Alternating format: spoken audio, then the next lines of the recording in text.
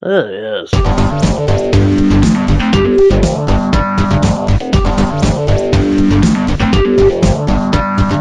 Yes. Hey guys, welcome to Podcast Display episode 25. I'm Callan, and as always, I am joined by the Iron Giant himself. It's only Dan. Hello. Hiya, Dan. Hello. You alright? I'm alright, how are you? I'm better than alright. I'm slightly left. Directional jokes. Brilliant. Anyway, tough crowd. As always, Dan, how would you like some big, fat, juicy news? I'll have some big fat juicy news, definitely. Well, I would put your gloves on because this news is hot off the press. Oh, okay. Ooh. Oven gloves, preferably. Yeah, not just gloves in general. Yeah. Steam is coming to Xbox One. Maybe. What? Oh. Wow. See, I'm glad you didn't jump in straight away because that would have ruined the maybe bit. Yeah. Basically, as always, because Steam, well, Valve, they don't tell people anything. They just do shit. And they've just released Steam Workshop 2, which is basically Source 2. Sorry, which is like the engine all the Valve games use. And basically, the source is there for anyone to use, as was the old one. That's how people make like all the really cool like Valve Source movies, like that. And basically, some people have been looking into the source for Source 2, and a group of enthusiasts uncovered that Dota 2 Workshop Tools is actually the soft launch for Source Engine 2. So they've modded Dota 2 to work with Source 2. Doesn't look any different, but it works. So that's one good thing. That's not very interesting though, is it? I kind of tuned that out, to be honest with you. Yeah, because I've already told you the big news. Yeah, So, I'm still kind of reeling, to be honest. On the further investigation of the source code, Yeah. it was revealed the engine might be coming to Xbox One, as revealed by a NeoGAF user. And the files had references to the Xbox dashboard and dedicated servers. The code, which I'll tell you in a minute, posts the following: only used when hosting Xbox games. Send client updates at the same time. This saves CPU because the server will encode and calc deltas on less frames, and dedicated server for Xbox not using Steam. And then a lot of other APIs that were in there. Literally had stuff like Xbox dashboard music, dedicated servers, Xbox system interface, like the little achievement pop up and stuff. But this is all running through the Steam source code. Why would Xbox be in there? That's a very good question. I have an answer for this, Dan. You may or may not be aware that the PS3 could play Steam games. I was not aware. Well, one Steam game. Portal 2. Sony and Valve had a partnership in which you could buy games on Steam and they could cross-play and play it on PS3 and PC. But only Portal 2 took advantage of this and then it kind of went nowhere. But Microsoft refused to have any part of it. As they would, because it's Microsoft. Yeah. Now though, it does seem that in some way or another, Xbox is in this Source 2 code. Well, that's I'm actually quite speechless. I'll be honest, I don't think Steam is coming to Xbox One. No, I doubt it, but even the possibility would show that Microsoft have actually, they're starting to look in the right direction for a change. Well, it does look that way, but my counterattack for this is Valve's own Steambox. What's the fucking point if you just need an Xbox One? Yeah. Or maybe it's because people aren't buying Xbox Ones. That's got nothing to do with Valve though. No, but why would they allow other people to use it on an Xbox One and then bring out their own and say, well, yeah, you can use it on both, but we know that people aren't really buying Xbox One, so buy a Steambox instead. Which is a lot more. Yeah, that's just. Oh. See, I don't think it's coming. I think it's possibly something to do with a Windows update. Maybe, but why would there be Xbox dashboard music? Because maybe the Xbox gaming thing, like gaming on Windows 8. Yeah, it's an Xbox controller. that's true, but that's just actually made me think though. What the hell is the Xbox dashboard music? Because I haven't heard any music when I'm putting the Xbox. Maybe it's an Xbox One thing. I'm not sure. It's Xbox One.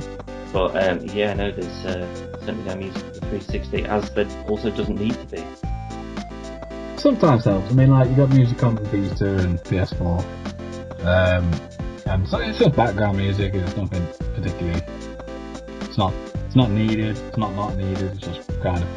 No, that's a good point though. I mean, if it's just something that Xbox One has that Microsoft sort of go, yeah, we like this music, it's all right. Maybe it would go into the Windows version. Yeah. So I can kind of see as to why it wouldn't be. Why the name wouldn't have been changed, maybe not as of yet, but that just proves that people, as soon as they see anything, they'll just go, they just make up their own theories straight away. But yeah, it's strange. Plus, Microsoft have just signed up with the EA Access subscription shit that Sony turned down. So it's kind of just an extra thing that's pushing people away from the Xbox marketplace. Yeah, do you know what is probably the best thing to do when is maybe not doing quite as well as you'd hoped, is to join up with a service that people can't fucking stand, which is the EA money whoring, where it's just like everything needs an access code and a season pass, and you can't play multiplayer before you go and buy something else. Yeah. So that's the bit that people really don't like when it comes to EA. See, now the EA thing, Sony said they didn't want any part of it because it basically forced gamers to pay for stuff they might not want. Exactly. And it's like £4 a month, from £4 a month, sorry, up to about £20 a month. And you get to play some EA games for free, although it's not free because you actually pay for them. Yeah. And at the time, at this moment in time, when it goes into beta, you can only play FIFA 14, Madden, NFL 25, Battlefield 4, and Peggle 2. So all really like brand new games that came out yesterday. Yeah. Not really. Well, you can't expect them to give away the best things ever, but the sort of franchise sports ones, there's a billion of them, so that makes sense. Yeah, but the people that are going to pay for this buy 2 games a year, FIFA and Battlefield, or Call of Duty. Yeah. Well, no, that's not EA, is it? Oh, from EA, you mean? Yeah. Well, yeah, it's going to be the sort of the big sports ones, so like say Madden and the NBA one. But yeah, it just seems to be sort of going down that. Let's see how we can possibly alienate people any more than we already have done. The only thing that's going to be interesting from it is Mass Effect. Yeah, but that's EA BioWare, so yeah, it's not going to be. If anything, that'll end up on Origin more than EA Access. Yeah, and I'm not particularly a fan of Origin. I don't hate Origin. I mean, we just got £500 worth of Sims 2 offer. Well, that's true, but so that's a pretty good offer. It's a pretty good deal. I'm happy with it. But Origin as a launcher, it doesn't. I'm not bothered by it, but I'm not hungry to see what's on it either. I downloaded Origin for Titanfall, and then I was about to delete it after Titanfall, and then they started giving away free shit, so I've kept it just on the off channel. I mean, they gave away Dead Space, obviously Sims fucking 2 Deluxe with all the 18 gazillion DLC bollocks.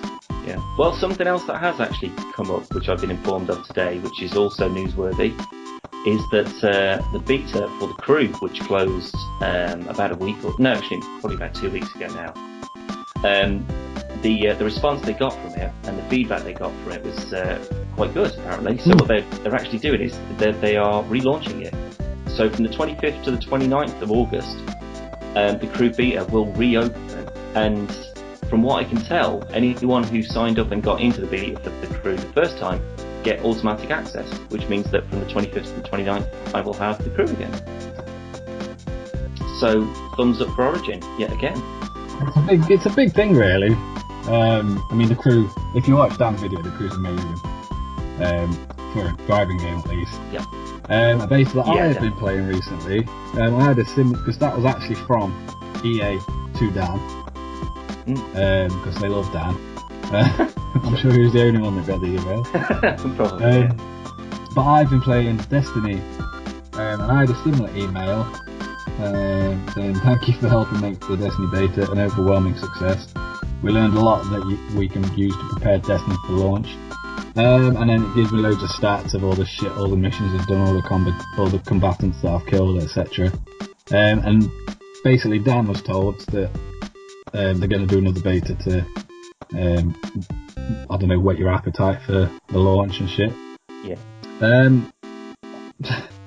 For me, if your time in the beta left you wanting more, your next adventure begins with the launch of Destiny on September 9th. In 4 years' time. So if I want to play anymore, I'm going to buy it. Brilliant. So, big thumbs up, Bungie. Yeah, but the crew beta was pretty useful though, and I did actually. One of the things I did mention in the video was that, how long it would take to drive from one side of America to the other. And after I'd finished, I did try it, and it took me I'd say it took me a good sort of 35 minutes, 40 minutes, like pretty much doing like 140, 150 miles an hour solid to get from like Miami to like LA, which is quite, they're really quite far apart on the map. So it's massive, but it's mainly just sort of like big motorways and things. So it's not as if it's a map that's absolutely chock full of things to do. There's like missions and slaloms and things like that to do on the way around, but there's not. It's just plenty of track. That's all it is. But it's very well done. So I can't fault it. How they did True Crime, because it was actually to scale, wasn't it? The map for True Crime. Yeah. It's the same as like Watch Dogs. They've actually used like actual parts of Chicago and things like that to put into it. So I obviously I've never been to America, but I'm sure people who live there and are on the road quite a lot would be able to see as to how similar it actually is. But it does feel you go through a lot of different cityscapes, and day-night cycles are quite often. So it does feel like you've gone a hell of a distance to actually get there. And when you look at the map and you think, "Fuck, I've been driving for 20 minutes, and I'm only like 2 inches away from where I was before on the map." So it's pretty good. It's pretty big. So I'm quite looking forward to having another crack at that. Well, speaking of True Crime, Streets of LA, Sleeping Dogs is coming to PS4 and Xbox One. Right. Coming up on October the 10th. Sleeping Dogs Definitive Edition, basically just an upscaled HD remake of Sleeping Dogs, which, I'll be honest, I don't see the fucking point. Not really. It's not as if it was an award-winning bestseller, best game ever. It was alright. It was alright, I enjoyed it. I kind of put it away and never touched it since. I got it for free, and I've played about 6 hours of it, and I don't think I've touched it in about 4 months. So I got it on launch day. I don't think I've touched it since launch day. I played it for like a week. It's fine. It's just it's a game that's not held its own enough to warrant a full HD remake and re-release. Well, considering it was already in kind of HD. Well, I mean, it certainly wasn't bad graphically wise, but it wasn't as sort of new and interesting to me as True Crime was. And then it's got to stand up against things like Watch Dogs and GTA, which obviously it's nowhere near as good as. I think the problem is it was nowhere near as good as it was meant to be. No, absolutely. Like when it was originally True Crime 3. Yeah, that would have been fucking phenomenal. Yeah. And then obviously they went tits up and Square Enix bought it and turned it into Sleeping Dogs, and it was a good game. And it's fine. I'm glad I got it for free. I'm certainly glad I didn't pay for it. If it had come out like it hadn't already been released and it was coming out now on PS4 and Xbox One and PC, then I probably would buy it and then just have the same reaction as I did last time. Yeah. I'd still buy it because it still looks really good, and as a game it's solid, and it's at least a 7 or an 8 out of 10. I'd say 6, 7-ish, but yeah, it's certainly not bad. But it's not groundbreaking. But it's fine, it's good. But you get all 24 pieces of DLC, and I think if you buy, if you pre-order it on Amazon, you get like a steelbook art book cover thing. Well, those are always nice for the collector. Yeah, nice little collector thing. But yeah, so Sleeping Dogs, if you didn't play it first time round, you can play it again, slightly prettier. Yeah. That's it. That's all we got done. That's all we need. That's all we need. Yeah. On that note, we're going to go, because we are in the middle of a Pokemon quest. Absolutely. If you keep your eye out, videos will be up pretty soon. New series where you can join myself and Dan and our little team of Pokemons. Or Pokemons. I was going to say some names then, but I don't want to ruin it. Yeah, don't spoil that surprise straight away. Geez. But anyway, thanks for listening. We'll see you next time. Say goodbye, Dan. Bye. Bye. Yes.